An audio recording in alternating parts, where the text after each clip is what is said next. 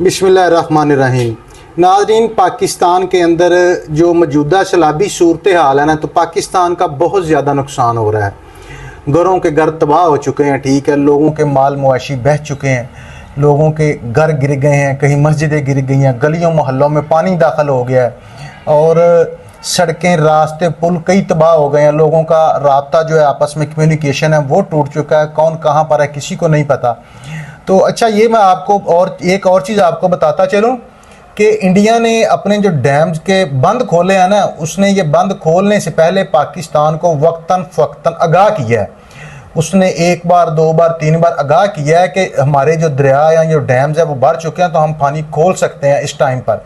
अच्छा, ये जो सिंध तवास माहदा है ना, उसके अंदर भी ये बात लिखी गई है कि अगर इंडिया के अंदर पानी वाफर मिकदार में हो जाता है, पानी ज़्यादा हो जाता है, तो वो ये जो डैम्स के बंद है ना, वो पानी छोड़ सकते हैं पाकिस्तान की तरफ। तो कुछ ऐसा ही हुआ, उन्होंने डैम्स के जो बंद थे वो खोले हैं। तो पाकिस्तान के जो इस वक्त 3 दरिया हैं ना, दरियाए रावी, दरियाए सतलुज और दरियाए ब्यास, इन दरियाए चिनाब, इनके अंदर सैलाबी सूरत हाल है बहुत ज़्यादा। लोगों के घर तबाह हो गए हैं, लोगों की फसलें तबाह हो गई हैं। देखो, जब किसी का घर तबाह होता है ना, किसी का आशियाना उजड़ जाता है, ये दुख और तकलीफ वो बंदा ही समझ सकता है, किसी दूसरे को क्या पता है।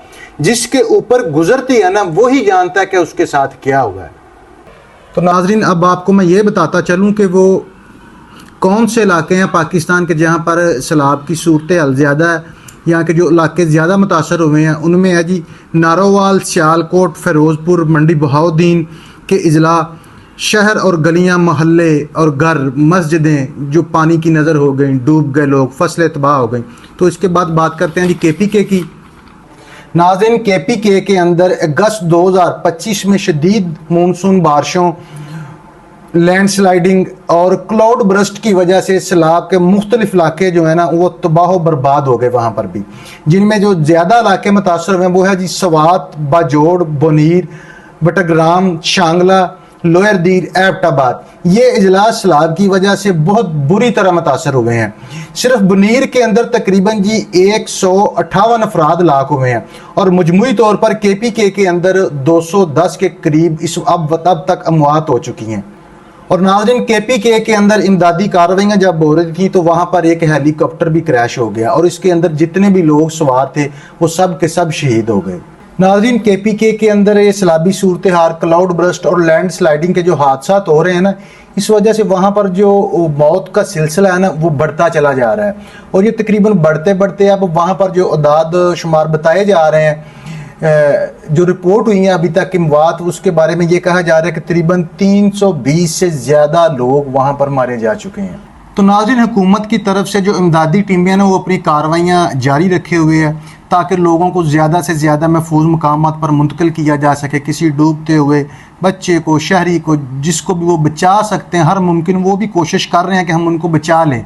लेकिन एक चीज़ मैं आपको और बताता चलूँ कि पाकिस्तान के अंदर जब भी कोई मुसीबत आती है ना, तो सबसे ज़्यादा आगे बढ़ चढ़ कर जो अदारा काम करता है ना, तो वो एक ही नज़र आता है हर जगह पर।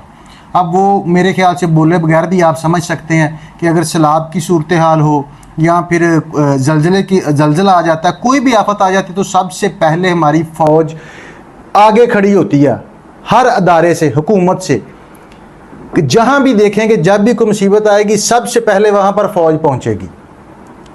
ये उनका एक, मैं कह सकता हूँ कि बहुत अच्छी सर्विस है उनकी, जो पब्लिक को वो मदद करते हैं और बढ़ चढ़ कर खुशी से कह सकते हैं, या वो अपना फ़र्ज़ समझते हैं, वो करते हैं और वो हर हाल में करते हैं और वो ज़रूर करते हैं और हर बार करते भी वही हैं। तो इस तरह जो सैलाब जो है वो लाहौर के अंदर भी दाखिल हो चुका है। लाहौर का जो इलाका है,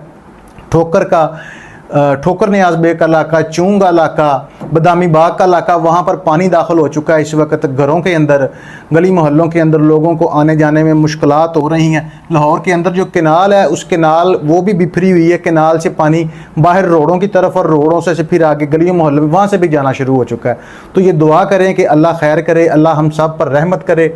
और फिर मैं आपसे यही गुजारिश करूँगा, आपसे इल्तमास करता हूँ कि एक दूसरे की कोशिश करो जो भी मुमकिन हो सकता है, ठीक है। अगर किसी को बहते हुए को बचा सकते हो, कोई रस्सा फेंक सकते हो उसकी तरफ, को ट्यूब फेंक सकते हो, तो उसको बचाने की कोशिश करो। किसी के पास खाने के लिए कुछ नहीं है तो उसकी वो मदद करो। अगर किसी को अपने घर में ले जाकर रख सकते हो, किसी को कुछ बिस्तर दे सकते हो, तो जो ممکن ہو سکتا ہے نا ہر حال میں ایک دوسروں کے ساتھ تعاون کریں، اور یہ تعاون ہمارا بنتا بھی ہے۔